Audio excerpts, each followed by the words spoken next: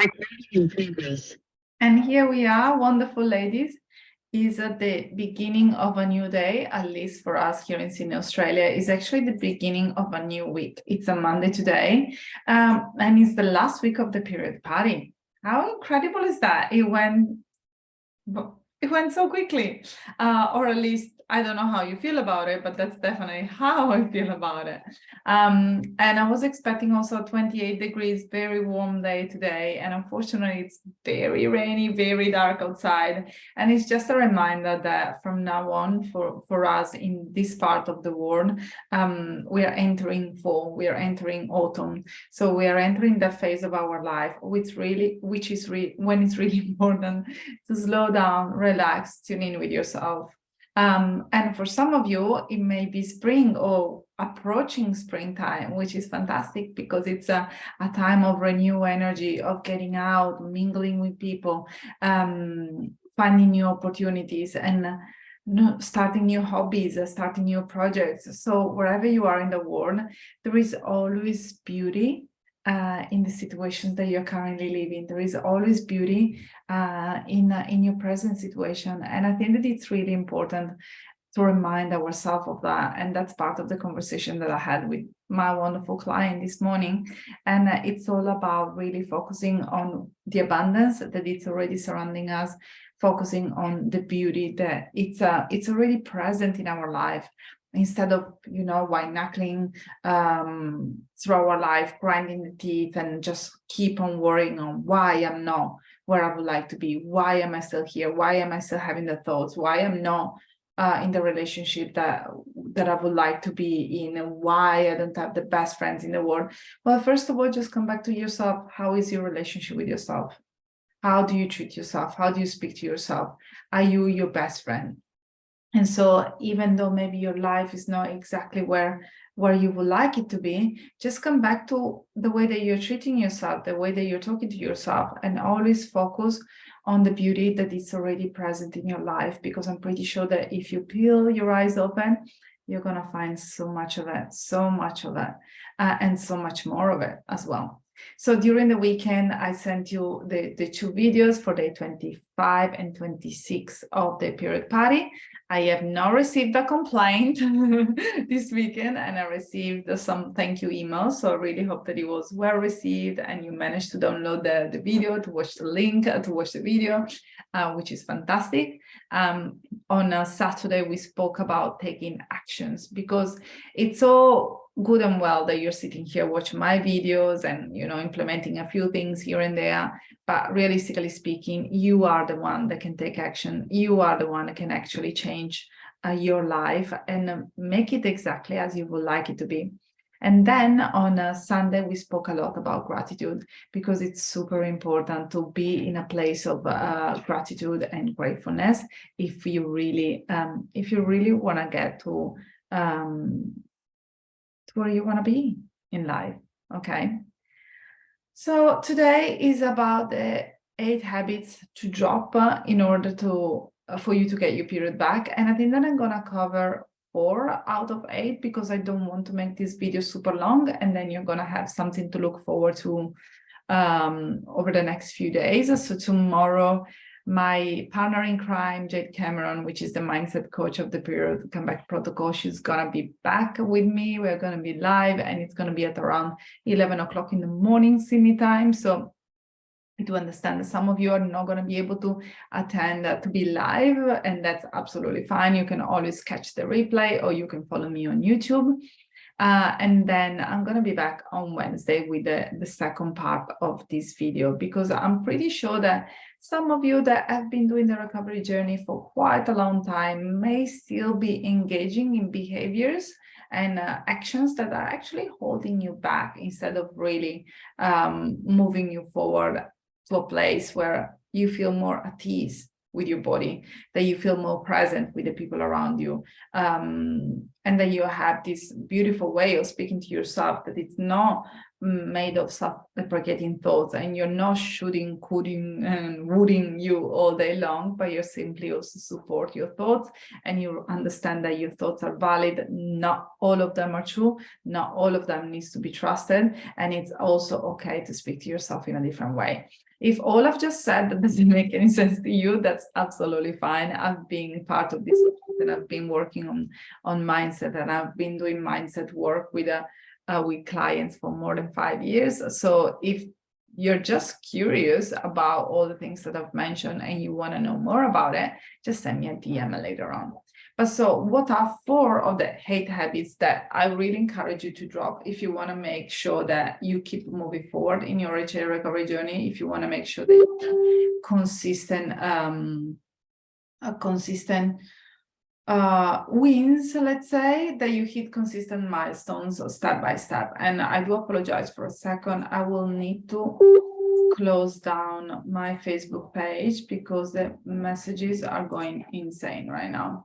And that obviously happens when we are live. So one thing that I really would like you to encourage to stop doing is to checking your weight on a regular basis. I have women that have been doing the HA recovery journey and they're still weighing themselves on a daily basis, multiple times a day, or on a weekly basis. And even though you may think that the scale is actually your friend and is helping you monitor your weight and it's making sure that you're not falling backwards, but you're constantly gaining the weight, it's still a tool that it's reminding you of the person that you don't want to be any longer. So unless you really have to, I highly encourage you to let go of the scale. You can completely eliminate it from your house. You can place it somewhere else. You can give it to someone that you love and ask them to hide it for you. You can donate it. You can do whatever you want with it. And if you're really pissed at the scale, you can just grab a hammer and just smash it, and make sure that you do it in a very safe and comfortable environment and not in the middle of a very, very busy street.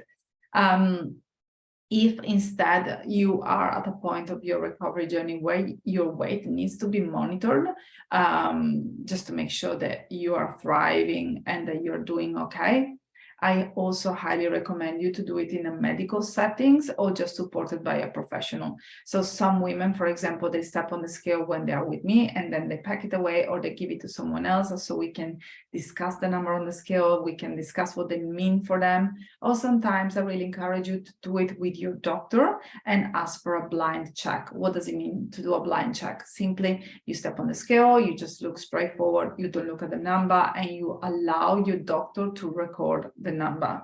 And then you can have a conversations prior to doing the blind checks with your doctor and ask him or her if you want a feedback or if you just don't need to know anything about it, or if you want them to change your treatment based on what they saw on the scale. So bottom line, people, they didn't need to weigh themselves so regularly until 200 years ago, or whenever the scale was invented. Until 50 years ago, we didn't have a scale in every single household, and people were still doing okay. So right now, it's more about having a conversation and asking yourself, is the scale really helping me during this journey, or is actually holding me back and is feeding the disordered thoughts and the disordered behaviors? And that's definitely for you to understand which one is which. I'm pretty sure that the answer is going to be very clear. And if you know that you're in a place where your weight needs to be monitored, just make sure that you do it in a safe environment, supported by a professional, and you can always ask for a blind check. If you're not ready to let go of the scale, there are also some tips that you can do in terms of decreasing the amount of time that you check your weight. And one is to put the scale away and just get it out once a month, or maybe it's just to leave a post-it note on top of the number. So every single time that you step on the scale, you don't see the number and you just see a post-it note with a very empowering sentence. So you're still engaging in the actions, but you're not getting the same results that you were expecting, which is why in the short term, you're going to be able to let go of the behaviors completely. And then obviously we will need to do another video simply to discuss ways to deal with regular weigh-ins. But for the sake of today, the best thing for you to think of is to let go of the scale, unless you really need to have to use it. And also in that situation, it's better if you ask for professional help. Another one is body checking. Body checking is very triggering. It's a difficult, very, very difficult habits to let go. And once again, it's not really helping, because it's basically your brain is getting the same dopamine hit that it gets from when you step on the scale. So if you know that you're body checking, there are a couple of steps that I really invite you to do. So first of all is to understand what does it mean for you to body check, how often you do it. Bring awareness to your behaviors and start to limit your behaviors as you move along. So for example, if you understand that you engage in body checking several times a day, especially when you're feeling stressed out or when you're bored, so see if you can connect the emotion with the actions. And once you do so, and you know exactly which type of body checking you're doing and how often it happens during the day, see if you can limit the behaviors by doing things differently. Like, for example, if you know that I talk from a personal standpoint right now, but I back in the days, I used to body check just before going to sleep. So I would leave the lights on, body check myself in the mirror in our bedroom, and then I would put the pajama on and go to sleep. So something that I had to start doing, because I was really bothered by that behaviors, was to put my pajama on in the bathroom with dim lights, so I couldn't really understand what my body looked like, and plus my bathroom mirror was so high that I couldn't see much from here underneath, and that was very helpful. And then I would walk into the bedroom when the lights were already off. I had to stick to this plan for a long period of time, and then I started going back to my bedroom with the lights on, but I wasn't engaging in the behaviors any longer. So it goes to show that if you start creating new routines, then you can also let go of past behaviors that are not serving any longer. Very, very much connected to checking your weight and also body checking. There is also checking the caloric amount, your calories, your macros, and the amount of movement that you do on a fitness app or on any tracking app. So if you're still relying on your phone, or if you're still relying on an app, or if you're still relying on your watch to tell you how much you should be moving or should be eating during the day, this is an invitation for you to let it go.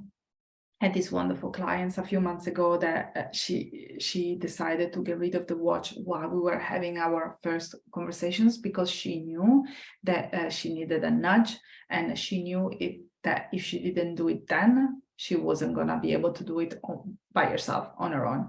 So if you want to use this live as a nudge to actually get rid of something that you're using every day, and that could be, once again, the scale, the kitchen scale, the fitness watch, the MyFitnessPal, Chronometer, whatever app you're using at the moment, please make sure that you do so right now. And honestly, it takes just one flick of a finger to undo your watch, or to hide away the scale, or to delete an app. And ultimately, that's gonna tell your brain that you're trying to do things differently. It's okay if you will then end up downloading the app again, because now you know that you can also delete it again. Okay, it's much easier to do it on a one-on-one setting, or supported by a professional that knows exactly what's happening in your situation. But this is something that I'm really passionate about, and I invite you to let go as soon as possible. And the last tip for today, and I'm so glad that I've decided to split this live into two, because obviously I'm already 15 minutes into talking and I have covered only 3 points. But the last one that I really would like to tackle is the following triggering accounts. So many of you are doing a fantastic job in terms of prioritizing their health, prioritizing their mindset, and doing whatever it takes to get the period back, to boost your fertility, to let go disorder behaviors around food and training. But you're still following very triggering accounts. And sometimes it takes just one post, just one reel, just one video on YouTube, TikTok, Instagram, or Facebook for the social media algorithm, and I say social media algorithm, but for the different platforms algorithm to show you more of that. So it's really easy to take a step back and start rewatching a lot of what I eat in a day videos, or following accounts that that are not really helping if you don't put lots of attention into it. So the algorithm wants to feed you with the image that you have. So basically the algorithm, the social media algorithm, is going to show you more of what you focus on, right? So which is really bizarre, because if you think about your life in general, you get what you focus on. So the more you focus on a specific message on Instagram, for example, you're going to get more messages like that one. So that's what you can choose. That's something that you have control upon. So you can decide to really spend the day being very mindful of the HA recovery journey, to then binge on Instagram at nighttime and watch all the what I eat in a day videos and posts and Fitspo and all of that, right? Or you can decide to start looking at fluffy cats and puppies or vacation places, or you can also decide not to use social media at all, especially when it comes nighttime, just before going to sleep, because that's when your brain go into reboot mode, and it processes all the information that you have been getting throughout the day, and specifically the information that you get before going to sleep at nighttime. Those informations, they're going to repeat it to you when you wake up in the morning. So be very mindful of what you feed yourself just before going to sleep. Alrighty, so I hope that this video was well received and it was useful for some of you. Let me know in the comment section, please, if you're engaging in any of this behavior, and you can just place a number, 1, 2, or 3, 4. 1, you're still weighing yourself. 2, you're still body checking. 3, you're still using a calorie counter or a fitness tracker.